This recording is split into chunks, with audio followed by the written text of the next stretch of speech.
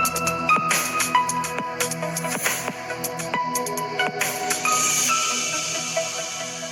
Guys, എല്ലാവർക്കും മറ്റൊരു പുതിയ വീഡിയോയിലേക്ക് സ്വാഗതം. +2 പഠിച്ചുകൊണ്ടിരിക്കുന്ന +1 റിസൾട്ട് വന്ന ഇംപ്രൂവ്മെന്റ് കാത്തിരിക്കുന്ന വിദ്യാർത്ഥികളോടാണ്. നിങ്ങൾ ഈ പറയുന്ന പോലെ തന്നെ കഴിഞ്ഞ വർഷത്തെ ബാച്ചൊക്കെ വെച്ച് നോക്കുമ്പോൾ വളരെയധികം ലക്കിയാണ്. നിങ്ങളുടെ റിസൾട്ട് വന്നിട്ടുണ്ടാകും.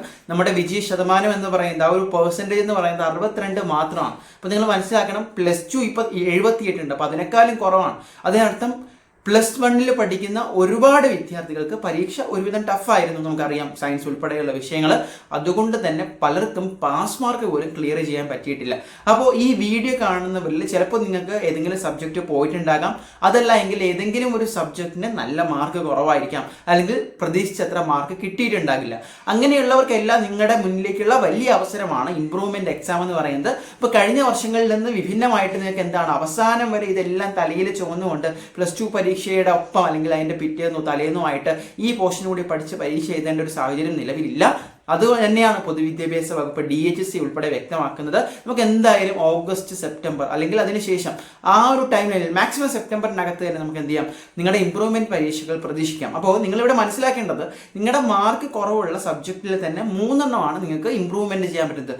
അത് ഏതൊക്കെ എടുക്കണമെന്ന് കൃത്യമായിട്ട് നിങ്ങൾ ഇവിടെ തീരുമാനിക്കണം. കാരണം നിങ്ങൾക്ക് അടുത്ത വർഷം, അതായത് +2 നിങ്ങൾക്ക് ഗ്രേസ് മാർക്കുകൾ ഉണ്ടാവും. ഗ്രേസ് മാർക്ക് എന്തൊക്കെയാണ്? NCC ഉണ്ടാവും, NSS ഉണ്ടാകും, മറ്റ് ഗ്രേസ് മാർക്കിന് അർഹതയുള്ള ഒരുപാട് കുട്ടികളുണ്ടാകും. അപ്പോൾ അത് വെച്ച് നിങ്ങൾക്ക് ഒരുപക്ഷെ ചില മാർക്കുകൾ കുറവാണെങ്കിൽ പോലും നിങ്ങൾക്ക് എന്ത് ചെയ്യാൻ പറ്റും, അത് കയറി വരാൻ പറ്റും. ഇനി മറ്റൊരു പ്രധാനപ്പെട്ട കാര്യം, ഇപ്പോൾ +1 കുറച്ച് വീക്കായി പോയിട്ടുള്ള ചില സബ്ജക്ട്സ് +2 നിങ്ങൾ നന്നായിട്ട് പഠിച്ചു കഴിഞ്ഞാൽ, മീൻസ് ഒരു എക്സ്ട്രാ എഫർട്ട് ഇട്ട് പഠിച്ചു കഴിഞ്ഞാൽ, അതിൽ നല്ല മാർക്ക് മേടിച്ചാൽ ഇതും കൂടി കൂട്ടി നോക്കുമ്പോൾ നിങ്ങളുടെ ഒരു pass mark, total pass mark, double pass എന്ന് പറയുന്ന ഒരു സാധനം നിങ്ങൾക്ക് ചിലപ്പോൾ +2 തന്നെ എഴുതിയെടുക്കാൻ പറ്റും.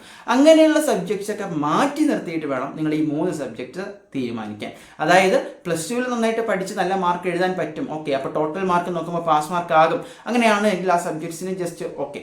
ദെൻ ഗ്രേസ് മാർക്കുകൾ ഉണ്ട്. അപ്പോൾ അത് വെച്ച് എങ്ങനെയൊക്കെയാണ്, കുറച്ച് ഈസി സബ്ജക്ട്സ് ആണെങ്കിൽ അത് മാറ്റി നിർത്തുക.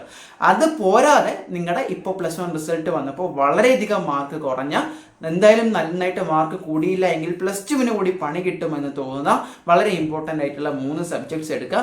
ആ സബ്ജക്ട്സ് എന്ത് ചെയ്യുക, ഇംപ്രൂവ്മെൻറ്റ് ചെയ്യാൻ ഉദ്ദേശിക്കുന്നവർ ഇപ്പോൾ തന്നെ പഠിച്ചു തുടങ്ങാനാണ്.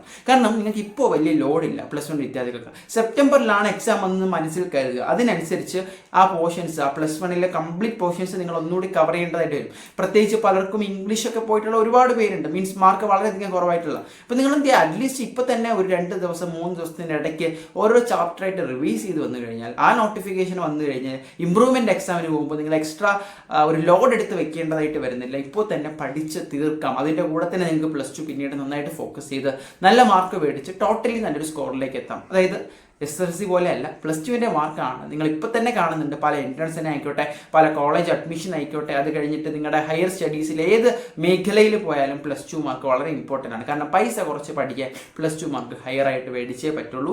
ആ ഒരു ഗൗരവം നിങ്ങൾ എന്തായാലും മൈൻഡിൽ കാൽക്കുലേറ്റ് ചെയ്യുക. നിങ്ങളുടെ കരിയർ എങ്ങോട്ടാണ് പോകേണ്ടത്, അതിനനുസരിച്ച് +2 മാർക്ക് വളരെ ഇമ്പോർട്ടൻ്റ് ആണ്. സോ അതിനനുസരിച്ച് എന്ത് ചെയ്യുക, ഇപ്പോഴേ പ്രിപ്പയർ ചെയ്യുക. അതിന് ഇംപ്രൂവ്മെൻറ്റ് വളരെ വളരെ ഇമ്പോർട്ടൻ്റ് ആണ്. സോ ഗൈസ്, നിങ്ങളുടെ അഭിപ്രായങ്ങൾ കമൻറ്റ് ചെയ്യുക. ലേറ്റസ്റ്റ് അപ്ഡേറ്റിന് വേണ്ടി നമ്മുടെ ചാനൽ സബ്സ്ക്രൈബ് ചെയ്യുക. All the best.